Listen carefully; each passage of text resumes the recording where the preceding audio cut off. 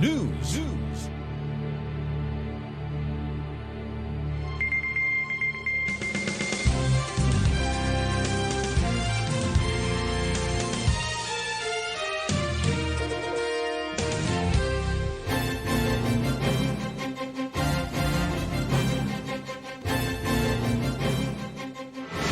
CNN Live Nationwide. Magandang araw kasamang Ariel, magandang araw Calapan City, Oriental Mindoro, magandang araw Pilipinas.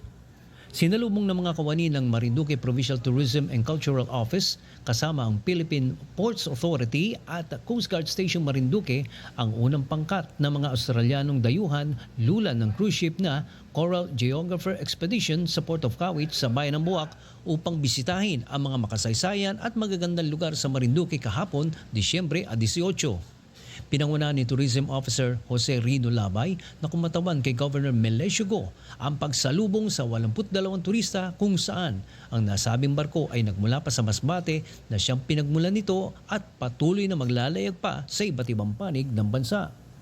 Sa nasabing aktibidad, isinagawa ang tradisyon ng mga Marinduqueño na putong sa mga bisita na unang tumapak sa lupa ng Marinduque na siyang kinagigiliwan ng mga bisitang dayuhan. Ayon sa ilang bisita, nakita nila magandang pakikitungo sa kanila at ngiti ng mga Marinduqueño kung kaya sa simula pa lamang ay sinabi ng ilan na nais nilang bumalik sa Marinduque. Mula sa Kawit Port ay agad na tumungo ang grupo sa mga bayan ng Buwak at Mugpog upang makita ang mga makasaysayang lugar tulad ng Buwak Cathedral, Marinduque National Museum, paggawaan ng Morion Mask sa Mugpog at iba pa. Ayon pa kay Tourism Officer Rino Labay, dumadaong ang nasabing barko tuwing huling quarter ng taon at malaking tulong ito sa larangan ng turismo at nahihikayat pa ang ilang mga dayuhan na mamuhunan sa lalawigan.